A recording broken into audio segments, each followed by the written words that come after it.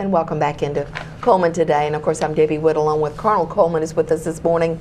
And we're going to pick back up and talk a little bit about Colonel Cullman back in 1866. Okay. Prior to coming to America, when he left Germany, he had to leave because he was trying to overthrow the Baron von Bismarck. Yeah. At that time. The regime at that time was it was a nasty time to be in Bavaria. You know, kind of a comparison to Hitler, if you will. Mm-hmm. Almost as bad? Almost as bad. You know, Okay. Bismarck came into that area. He wanted to rule Bavaria, and he ruled it with an iron fist. You did not go along with him. You were either killed or you were thrown into prison.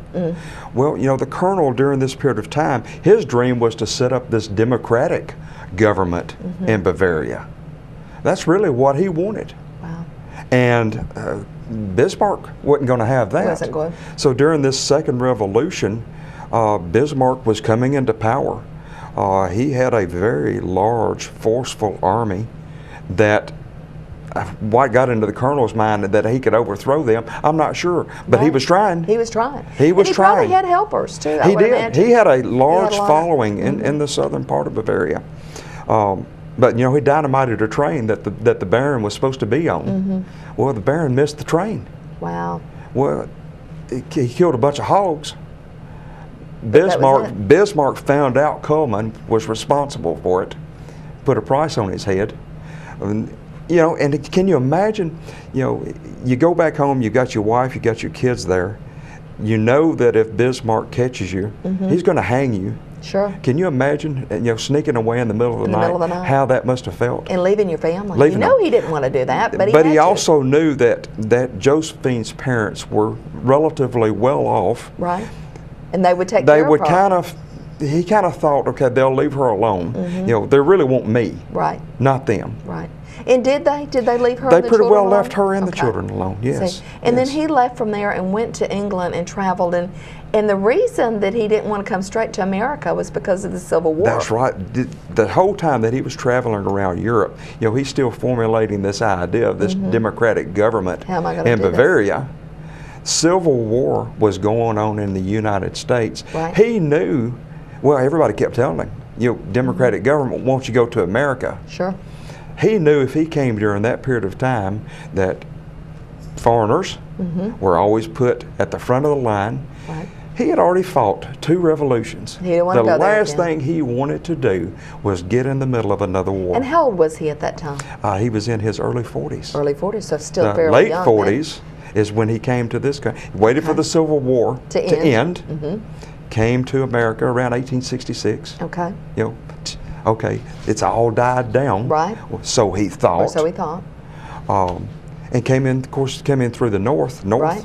You know, we don't like to say it, but the North won. Yeah. Right. So, you know, what A lot of people say, well, they think they did. They think they did. And even in his travels up there, he still saw a lot of remnants of the war. Of the war. When he came to the South, a lot of people wouldn't even talk to him because he was a foreigner. Sure. Sure he was. So And even coming into then, his this timing community. was tough. And coming into the South like that, that had to be tough. And That's I got right. to ask this. I've read several different accounts about him, and some indicate that he was a thug, that he was sort of an outlaw kind of thing. Tell us about that. Let's say he was forceful. Okay. How's that? You know, when he came to the South, he was hired by the Louisville-Nashville Railroad. They owned the rights of the railroad, 15 miles each side. All through the South, there were squatters. They would come in, they would squat the land. It's ours, we own it. Well, that's not the way it works. And he was employed by the railroad. He was a forceful man. So he did what he did what felt he like had to do. And even then, there were a lot of skirmishes. You know, he was almost killed by a squatter. You know, there was a knife wound to the side Here of in his Cullman? head in Cullman Yeah, I had heard that he that. almost died from. Essentially, he got in a fight with a squatter. Isn't that something? Yeah. Well, and imagine if that squatter was originally from the South. Right. And here you've got someone like Colonel Cullman coming in from Germany. Telling you that you've got to leave your Exactly. land Well, sure. The appearance was he was a thug. Exactly. And you know, it's so sad, really and truly, because the railroad comes in and takes over the land. And who was here before them? The Indians. The Indians. They That's were right. all over this community. Especially the Creek Indians. Yes, all down around Crane Hill and all over Cullman County. And that's really sad too, to think that they were run out, but and not taken care of. But so interesting. And remember, our museum is just a great place to go. Wealth of information. It is. I'd love to be able to visit Germany one of these days, and I can imagine the books, the history books over there with him in absolutely, it. I'm sure they teach all especially that. with his family there in Frankweiler, because they were very prominent there. Very prominent, yes. You know, and in Frankweiler, you know, they've kind of got a Cullman Square. Absolutely. And here we've got a Frankweiler fountain area. See, it's our just sister really city. cool. Yeah. It really is. Well, let's talk a little bit. Of course, this is our 33rd annual Oktoberfest, and we do have a schedule of events. You can pick this up at the museum, probably other places around town. It will be scattered all over the place. Okay. I even carried them down to Birmingham and up to Huntsville. Dropped them off, Drop right? them off, but yeah, the schedule can be picked up at the museum. A lot of the local merchants downtown, you're going to have some here. Yes, absolutely. So, we're going to have some here all to give around out. Town. Yeah. And all this week we're going to be, you'll be seeing all kinds of, we're going to be introducing our Burgermeister this week. We're not going to tell you who it is until once the interview is completed. We're going to keep it a surprise. But I'd like to know, how is the Burgermeister chosen?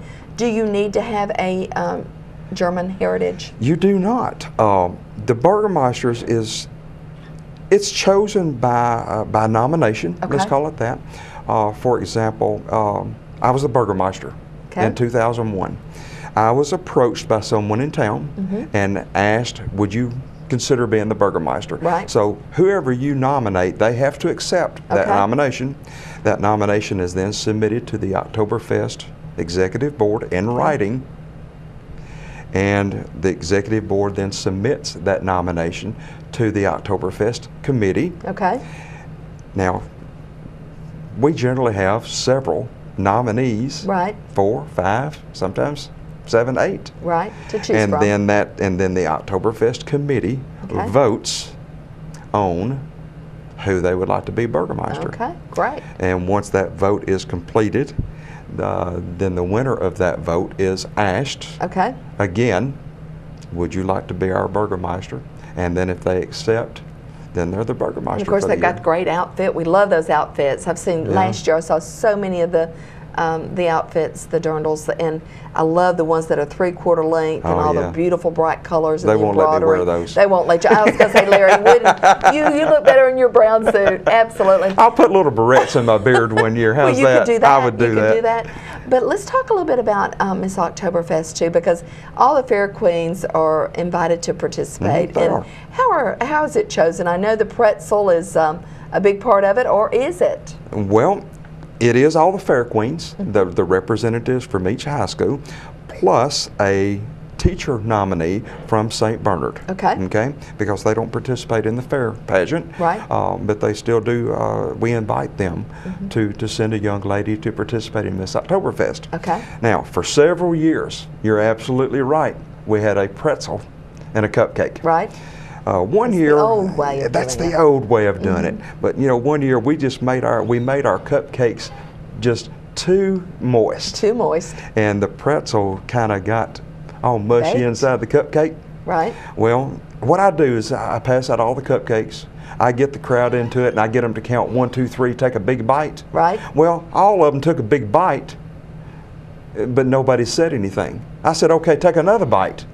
Well, all of a sudden they've got this little bitty thing of cupcake left, and we don't know what happened to the pretzel. I love it. So Miss Elaine, she had to go down through there. She actually saw remnants of a pretzel.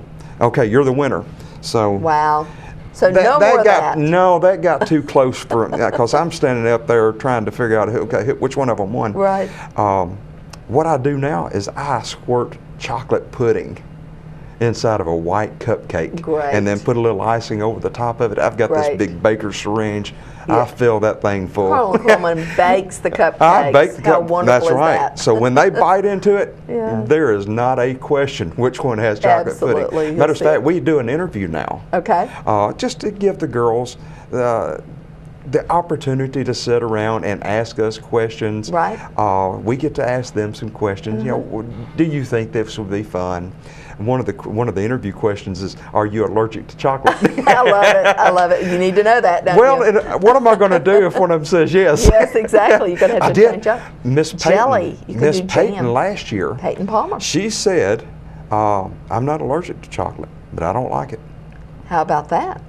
And that's very unusual. And her face was funny when she bit And into she it. got it. She got it. Peyton was our Yeah. Oktoberfest queen. Yeah. That is such a great, great fun stories. And you've got to participate in this, folks. If you get an opportunity, go to 1 or 2 or 3 different events. Sunday, October the 4th through Saturday, October the 11th. Well, you know, Great we're places actually to starting eat. Saturday. Yes. It's going Saturday to Saturday Yes. this year. Isn't that wonderful? Because with the car show and the opening ceremonies, Saturday, entertainment that night. Exactly. One of the things fun about the car show is there's a lot of German cars. Right.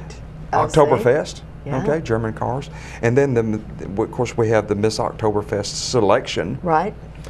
Sunday afternoon with a big fashion show. They get to dress up, and they're going to have such a big time. Oh, they will, won't they? They'll love that. And don't forget, now on Monday, St. John's always kicks it off with a great meal. If I can find that on Monday, let's see. Let's see here. St. John's Oktoberfest from 5 till 7. Yeah, we got St. John's Church. Okay. You know, we have dinners, I guess, about every night. Exactly. St. John's, then we've got CRMC dinner, what, Tuesday night? Tuesday night. Sacred Heart, always a big dinner. Absolutely. At the gym, Wednesday night. All steak, Thursday. Yeah. Always So good food. Always good. Love that German food. And then, what was it, Christ Lutheran, I guess, on Friday? Okay. All right. Oh, see. it's going to be great. And folks, if you can't participate, they have drive-throughs. Just pull up there and yeah. get your food and take it home with you. What you do is you Just run by enjoy. there, you eat, and Yeah. then you come to the fest hall and you dance the rest That's of the night. right, that's right. It makes you hungry again. Exactly. Go and do the chicken dance. If you don't do anything else, do That's that. right. That's Colonel, right. so good to see you. Always good to see you. Always good to see Colonel Cullman with us. And folks, you've got to go out and participate and enjoy some of these wonderful activities that are going on in our community. And we're talking about the 33rd anniversary. This is the 2014 Cullman Oktoberfest. right. Larry, thank you. Oh, you're welcome. Or Colonel, thank you. Yeah, I'm Colonel. I'm in my That's costume. right, you are Colonel, and we want to say thank you for tuning in today. We hope that you learned something. We hope you get out and enjoy the 2014 Cullman Oktoberfest. This is the 33rd anniversary. It'll run from Saturday to Saturday, an entire week. That'll be October the 4th through the 11th. That's right. And do you have a website? We do, CullmanOktoberfest.com. Okay, wonderful. Colonel Cullman, always so good to see you. And of course, folks, you got to get out and participate. Pick out 1 or 2 things that you want to attend. Pick up one of these things, or go every day. Go every day. Every day and every That's night. right. That's when it really makes it a lot of fun. We It always is. go and eat with the kids, and they enjoy it. So thank you so much, Colonel, You're welcome. for being with us this morning. Thank you for tuning in. Have a great day.